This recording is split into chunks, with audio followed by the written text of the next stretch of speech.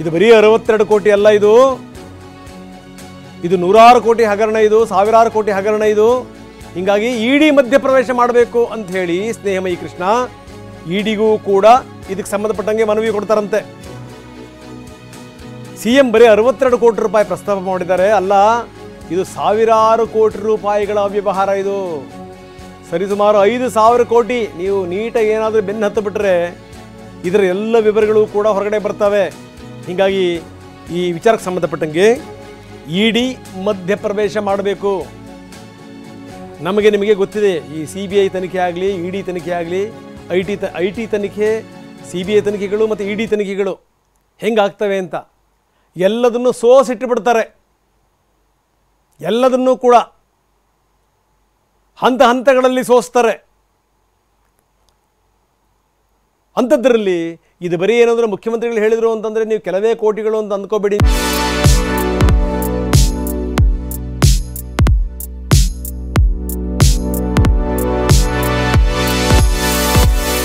ನೀವು ಇದು 100 ಕೋಟಿ ಕಥೆ ಅಲ್ಲ, ಇದು 1000 ಕೋಟಿಯ ಕಥೆ.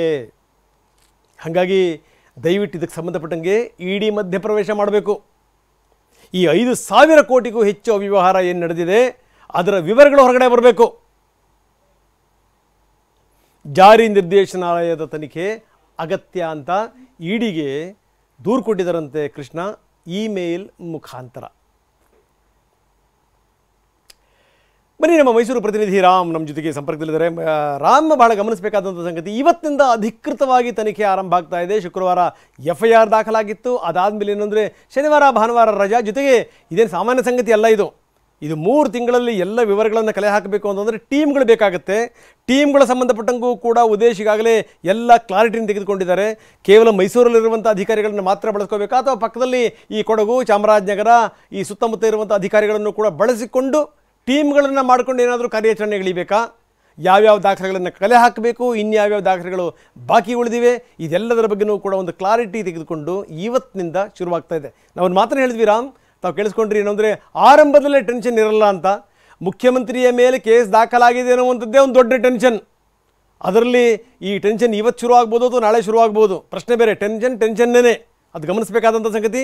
ಪ್ರಕ್ರಿಯೆ ಯಾವ ರೀತಿ ಆರಂಭ ಆಗುತ್ತೆ ಇವತ್ತು. ಜೊತೆಗೆ ಸ್ನೇಹಮಯಿ ಕೃಷ್ಣ ಇವತ್ತು ವಿವರಗಳನ್ನು ಕೂಡ ಕೊಡ್ತಾ ಇದ್ದಾರಂತೆ, ಅದ್ರ ಬಗ್ಗೆ ವಿವರಗಳು. ಜೊತೆಗೆ ಇಲ್ಲಿಂದ ಇಡಿ ತನಕ ತೆಗೆದುಕೊಂಡು ಹೋಗುವಂಥ ಎಲ್ಲ ಸಾಧ್ಯತೆಗಳು ಕೂಡ ನಿಚ್ಚಳವಾಗಿ ಕಾಣ್ತಾ ಇವೆ. ರಾಮ್, ಏನಂತೀರಿ? ರಂಗನಾಥ್, ಖಂಡಿತವಾಗಿಯೂ ಮುಡಾ ಪ್ರಕರಣ ಸಂಬಂಧಿಸಿದಂತೆ ಶುಕ್ರವಾರವೇ ಸಿಎಂ ಸಿದ್ದರಾಮಯ್ಯ ವಿರುದ್ಧ FIR ದಾಖಲಾದರೂ ಸಹ ಅಸಲಿ ತನಿಖೆ ಇವತ್ತಿನಿಂದ ಆರಂಭವಾಗ್ತಾ ಇದೆ. ಯಾಕಂದರೆ ಶನಿವಾರ ಭಾನುವಾರ ರಜಾ ದಿನ ಇತ್ತು. ಆದರೂ ಸಹ ಪ್ರಕರಣದ ಗಂಭೀರತೆಯನ್ನು ಅರಿತಂತಹ ಲೋಕಾಯುಕ್ತ SP TJ ಉದೇಶ್ ಅವರು ಏನು ಆ ಶನಿವಾರವೇ ಇಲ್ಲಿ ಕಚೇರಿಗೆ ಬಂದು ಎಲ್ಲ ಚೆಕ್ ಲಿಸ್ಟ್ಗಳನ್ನ ಮಾಡುವಂಥದ್ದು, ತಾವು ಹೇಳಿದಂತೆ ಖಂಡಿತವಾಗಿ ಟೀಮ್ಗಳನ್ನ ಮಾಡಿಕೊಳ್ಳುವಂಥ ಕೆಲಸವನ್ನು ಈಗಾಗಲೇ ಮಾಡಿದ್ದಾರೆ. ಇವತ್ತು ಅವರು ನೇರವಾಗಿ ತನಿಖೆಗೆ ಇಳಿತಾರೆ ಅನ್ನೋ ಒಂದು ಮಾಹಿತಿ ಲಭ್ಯವಾಗಿದೆ. ಈಗಾಗಲೇ ಅವರು ಕಚೇರಿಗೆ ಆಗಮಿಸಿದ್ರು. ಕರ್ನಾಟಕದಲ್ಲಿ ಇದೀಗ ಈ ಮೈಸೂರಿನ ಲೋಕಾಯುಕ್ತ ಕಚೇರಿ ಏನಿದೆ ಎಲ್ಲರ ಕೇಂದ್ರ ಬಿಂದುವಾಗಿದೆ. ಅಂದರೆ ಪ್ರಮುಖವಾಗಿ ತಾವು ಹೇಳಿದಂತೆ ಖಂಡಿತವಾಗಿಯೂ ಸಿಎಂ ಸಿದ್ದರಾಮಯ್ಯ ಅವರಿಗೆ ಆರಂಭಿಕವಾಗಿ ಈಗ ಟೆನ್ಷನ್ ಇಲ್ಲವಾದರೂ ಸಹ ಮುಂದಿನ ದಿನಗಳಲ್ಲಿ ಖಂಡಿತವಾಗಿಯೂ ಮುಡಾದ ಲೋಕಾಯುಕ್ತ FIRನ ಟೆನ್ಷನ್ ಇದ್ದೇ ಇರುತ್ತೆ. ಅದು ಅವರ ಮನಸ್ಸಿನಲ್ಲಿ ಸದಾಕಾಲ ಚುಚ್ಚುತ್ತಾ ಇರ್ತದೆ. ಯಾಕಂದರೆ ಒಬ್ಬ ಪ್ರಭಾವಿ, ಅದರಲ್ಲೂ ರಾಜ್ಯದ ಮುಖ್ಯಮಂತ್ರಿಯ ವಿರುದ್ಧ FIR ದಾಖಲಾಗೋದು ನಿಜಕ್ಕೂ ಮಹತ್ವದ ಸಂಗತಿ. ಮತ್ತು ಇದು ತನಿಖೆ ಮಾಡ್ತಾ ಇರುವಂಥ ಅಧಿಕಾರಿಗಳಲ್ಲೂ ಸಹ ಇದೆ. ಯಾಕಂದರೆ ಒಂದು ಕಡೆ ಈಗಾಗಲೇ ನ್ಯಾಯಾಲಯ ಒಂದು ಡೆಡ್ಲೈನನ್ನು ನೀಡಿದೆ. 3 ತಿಂಗಳ ಒಳಗಾಗಿ ಈ ಒಂದು ತನಿಖೆ ವಿಚಾರಣೆಯನ್ನು ಮುಗಿಸಿ ಸಂಪೂರ್ಣವಾದ ವರದಿಯನ್ನು ಕೋರ್ಟ್ಗೆ ನೀಡಬೇಕು ಅಂತೇಳಿ. ಹೀಗಾಗಿ ಇದು ಸಾಮಾನ್ಯವಾಗಿ FIR ದಾಖಲಾದರೆ ಅಪರಾಧ ಕೃತ್ಯಗಳಾದರೆ ಅಪರಾಧದ ಬಗ್ಗೆ ತನಿಖೆ ನಡೆಸುವಂಥ ಕೆಲಸವನ್ನು ಪೊಲೀಸರು ಮಾಡ್ತಾರೆ. ಆದರೆ ಈ ಒಂದು ಪ್ರಕರಣದಲ್ಲಿ ಜಮೀನಿನ ವಿಚಾರ ಆಗಿರೋದ್ರಿಂದಾಗಿ ಬದಲಿ ನಿವೇಶನಗಳನ್ನು ಮುಖ್ಯಮಂತ್ರಿಗಳ ಪತ್ನಿಯವರು ಪಡೆದಿದ್ದಾರೆ.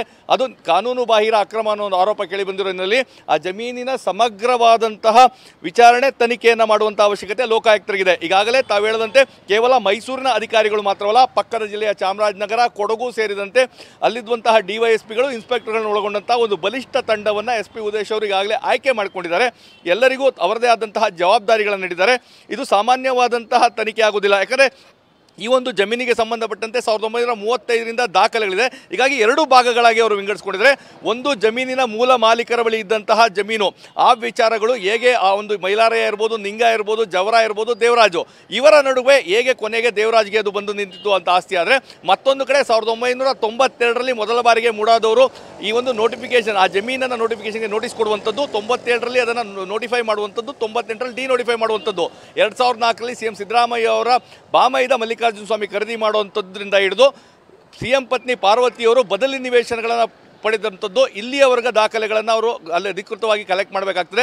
ಮೈಸೂರು ನಗರಾಭಿವೃದ್ಧಿ ಪ್ರಾಧಿಕಾರ, ಸಬ್ ರಿಜಿಸ್ಟ್ರಾರ್ ಕಚೇರಿ, ತಹಸೀಲ್ದಾರ್ ಕಚೇರಿ, ಇಲ್ಲೆಲ್ಲಿಗೂ ಸಹ ಲೋಕಾಯುಕ್ತರು ಸಾಮಾನ್ಯವಾಗಿ ಪತ್ರ ವ್ಯವಹಾರದ ಮುಖಾಂತರ ದಾಖಲೆಗಳನ್ನು ಸಂಗ್ರಹಿಸುವಂಥ ಕೆಲಸವನ್ನು ಮಾಡ್ತಾರೆ.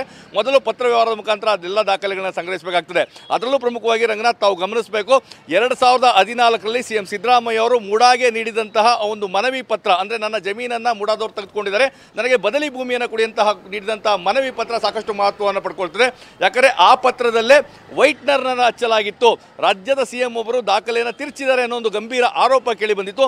ಆ ಮಹತ್ವದ ದಾಖಲೆಯನ್ನು ಸಹ ಲೋಕಾಯುಕ್ತದವರು ವಶಪಡಿಸ್ಕೊಳ್ಬೇಕಾಗ್ತದೆ. ಈಗ ಸದ್ಯಕ್ಕೆ ತಮಗೆ ಗೊತ್ತಿರುವಂತೆ ರಂಗನಾಥ್, ಈಗಾಗಲೇ ಆ ದಾಖಲೆಗಳೇನಿದಾವೆ TV9 ಬಳಿಯೂ ಸಹ ಸಾಕಷ್ಟು ದಾಖಲೆಗಳಿದೆ. ಅಂದರೆ 1992ರಿಂದ ಹಿಡಿದು CM ಸಿದ್ದರಾಮಯ್ಯ ಅವರಿಗೆ ನೀಡಿರುವಂಥ ಒಂದೊಂದು ನಿವೇಶನದ ದಾಖಲೆ ಇದೆ. ಆದರೆ ಅದೇ ಅಧಿಕೃತವಾಗಿ ಆಯಾ ಸಂಬಂಧಪಟ್ಟಂಥ ಕಚೇರಿಗಳಿಂದ ಪಡ್ಕೊಳ್ಳೋದು ಈಗ ಸವಾಲಿನ ವಿಚಾರ ಆಗಿದೆ. ಇದ್ರ ಜೊತೆಗೆ ಇಡಿಗೂ ಸಹ ದೂರು ನೀಡಲಿಕ್ಕೆ ಚಿನ್ನಮಯಿ ಕೃಷ್ಣ ಮುಂದಾಗಿದ್ದಾರೆ. ಹೀಗಾಗಿ ಖಂಡಿತವಾಗಿಯೂ ಸದ್ಯದ ಮಟ್ಟಿಗಲ್ವಾದರೂ ಮುಂದಿನ ದಿನಗಳಲ್ಲಿ CM ಸಿದ್ದರಾಮಯ್ಯ ಅವರಿಗೆ ಸಂಕಷ್ಟ ಎದುರಾಗೋದು ಖಂಡಿತ. ರಂಗನಾಥ್. ಎಸ್ ರಾಮ್, ಧನ್ಯವಾದ ತಮ್ಮೆಲ್ಲ ಮಾಹಿತಿಗೆ.